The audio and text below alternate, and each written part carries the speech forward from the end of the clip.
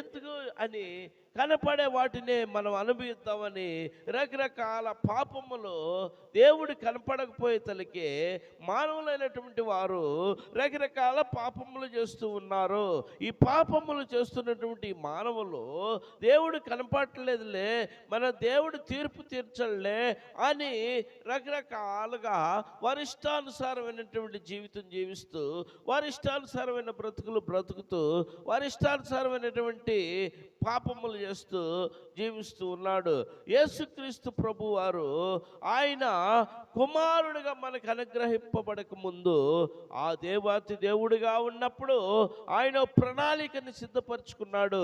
ఏమిటంటే మానవులందరూ కూడా నన్నెవ్వరు కూడా పట్టించుకోవట్లేదు, నన్నెవరు కూడా ఆరాధించట్లేదు, నన్నెవరు కూడా వాళ్ళు గమనించట్లేదు. కారణం ఏంటంటే వాళ్ళకి నేను కనపడట్లేదు అన్నందువలన ఎట్టయినా వీళ్ళకి నేను కనపడాలా, ఎట్టయినా నేను వీళ్ళతో మాట్లాడుకోవాలా, ఎట్టయినా నేను వీళ్ళని రక్షించాలా, ఎట్టయినా వీళ్ళ పాపంలో పడిపోతూ ఉంటే వీళ్ళెట్టయినా నరకానికి వెళ్ళకూడదు, వీళ్ళెట్టయినా నేను రక్షించాలని ఆయన ఒక ప్రణాళిక సిద్ధపరచుకొని ప్రవక్తల ద్వారా ప్రవచించినటువంటి ప్రవచనం పిల్లారా ఆయన ఇదిగో నేటికి ఇదిగో దావీదు పట్టణం నందు నేడు రక్షకుడు పుట్టి ఉన్నాడు, ఈయన ప్రభు అయిన క్రీస్తుని లూకా సువార్త 2:11 చెప్పినట్టుగా చూడండి. ఆయన తెలియపరిచినటువంటి విధానంలో, ఆ ప్రవక్తుల ద్వారా ప్రవచించిన విధానంలో తన్ను తాను తగ్గించుకొని తన్ను తాను రిక్తుడిగా ఆయన ఒక పసి బాలుడిగా, ఒక కుమారుడిగా, ఒక కన్యకను ఎంచుకొని ఆ కన్య ద్వారా ఈ భూమి మీద అడుగుపెట్టాడు. చెప్పు హల్లెలూయా, హల్లెలూయా, హల్లెలూయా. ఒక కన్య ద్వారా ఈ భూమి మీద అడుగు పెట్టాడు పిల్లారా. చూడండి, మనం ఆలోచన చేస్తే సాతానుడు ఆ యొక్క యేసుక్రీస్తు జనన విధానాన్ని చూస్తే, యేసుక్రీస్తు పుట్టుకలో చూస్తే, యేసుక్రీస్తు గర్భము ధరించినప్పుడు సాతానుడు విర్రవీగాడు పిల్లారా. సాతానుడు విర్రవీగతంతో పాటు ఇదిగో గర్భం ధరించినటువంటి తల్లి మరీకు రకరకాల శోధనలు తీసుకొచ్చాడు, మరీకు రకరకాల శ్రమలు తెచ్చాడు, మరీకు రకరకాల నిందలు తెచ్చాడు, మరీకు రకరకాల బాధలు తెచ్చాడు పిల్లారా.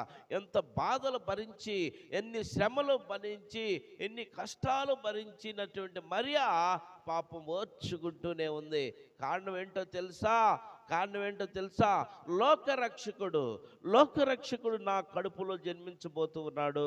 లోకరక్షకుడికి నేను గర్భాన్ని ధరించాను, లోకరక్షకుడు నేను సురక్షితముగా ప్రసవించాలి, లోకరక్షకుడికి నేను ఎలాంటి అపాయం లేకుండా, ఎలాంటి హానికరంగా లేకుండా నేను ఆయన్ని ఈ యొక్క భూమి మీదకి వదిలిపెట్టాలన్నటువంటి తీర్మానం మరీ కూడా తీసుకుంది ప్రియులారా.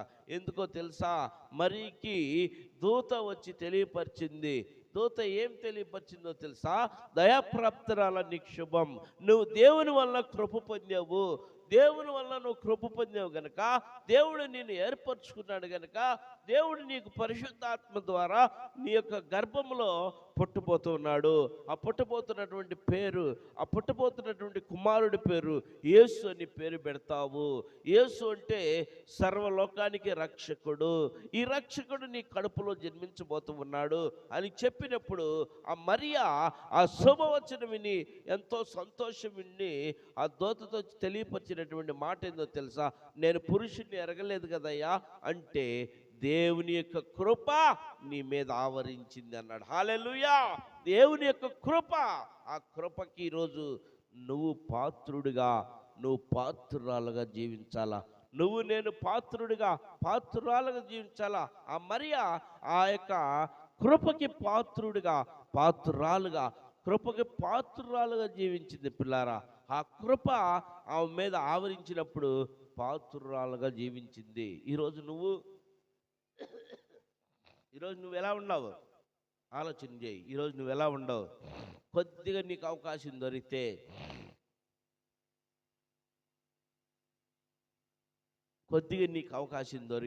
ఏం చేస్తున్నావు? నువ్వు ఏం చేస్తున్నావు? కొద్ది సమయం నీకు దొరికితే, లేక కొద్దిగా నేను హెచ్చిస్తే, దేవుని కృప నీకు తోడుగా ఉండి నీకు మంచి అవకాశం